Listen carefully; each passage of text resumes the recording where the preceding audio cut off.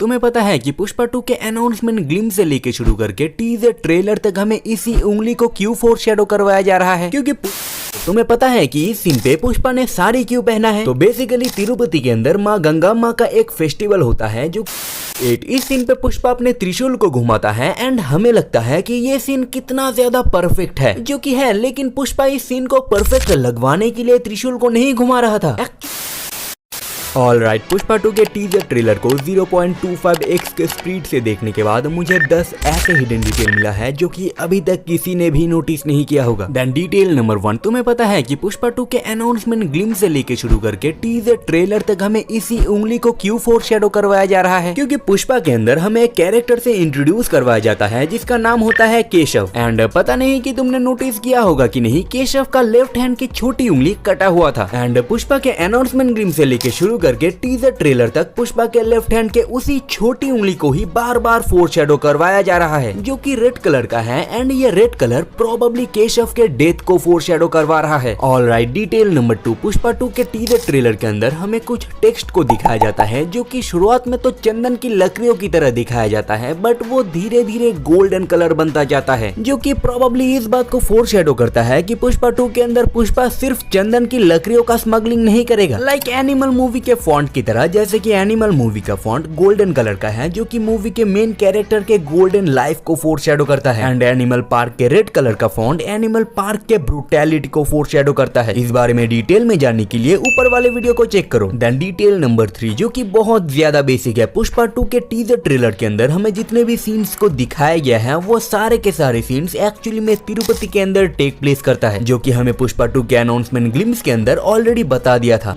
तिरुपति जैलिनिंदा बुलेट गायगोळೊಂದಿಗೆ ತಪ್ಪಿಸಿಕೊಂಡ पुष्पा। देन डिटेल नंबर 4, तुम्हें पता है कि इस सीन पे पुष्पा ने साड़ी क्यों पहना है? तो बेसिकली तिरुपति के अंदर माँ गंगा माँ का एक फेस्टिवल होता है जो कि लगातार एक हफ्ते तक होता है। एंड हफ्ते के एंड में लड़के लड़कियों की तरह साड़ी पहन के बाहर निकलते हैं, और इसी नियम को फोरशैडो करवाने के लिए पुष्पा ने यहाँ पर साड़ी पहना है। देन डिटेल नंबर 5, इस सीन पे तुम पुष्पा के पीछे एक सांप को नोटिस कर सकते हो जो कि एक्चुअली में तिरुपति के माँ गंगा माँ को फोरशैडो करवा रहा था। ऑलराइट, देन डिटेल नंबर 6, जो कि बहुत ज्यादा क्लेवर डिटेल है। तो बेसिकली तिरुपति के अंदर बहुत सालों पहले एक राजा रहा करता था जो कि लड़कियों को फिजिकली हैरेस करता था। एंड उसी राजा को मारने के लिए जन्म लेता है माँ गंगा माँ, जो कि बड़ी होने के बाद एक प्लान करता है राजा को मारने के लिए। बट जब उसी प्लान के बारे में राजा को पता चलता है तब वो राजा कहीं ना कहीं जाके छुप जाता है। तो माँ गंगा माँ राजा को बिल से बाहर निकालने के लिए गाँव वालों के साथ मिलके एक और प्लान करता है, जिसके अकॉर्डिंग गाँव वाले ही माँ गंगा माँ को गाँव से बाहर निकाल देते हैं। और गाँव वाले माँ गंगा माँ को श्राप देने लगे कि उन्होंने राजा के साथ ऐसा क्यों किया। जिसके ठीक 7 दिन बाद राजा अपने बिल से बाहर निकलता है, ये सोच के कि माँ गंगा माँ अब इस गांव में नहीं है। लेकिन उसके बाद माँ गंगा माँ खुद गांव वालों के साथ मिलके राजा का वध करता है। एंड प्रोबेबली पुष्पा 2 के अंदर भी कुछ ऐसा ही होने वाला है, किसी को अपने बिल से बाहर निकालने के लिए ही पुष्पा मरने का नाटक करेगा। देन डिटेल नंबर 7, पुष्पा के एंड में हमें एक संस्कृत गाने को सुनाया जाता है जो कि एक्चुअली में कोई गाना नहीं, एक मंत्र है, जो कि बेसिकली किसी देवी को सुनाना चाहिए, बट वो देवी हमें पुष्पा के अंदर नहीं दिखाया जाता है, पुष्पा 2 के अंदर दिखाया जाता है। तो एक्चुअली में पुष्पा मूवी का एंड का ये गाना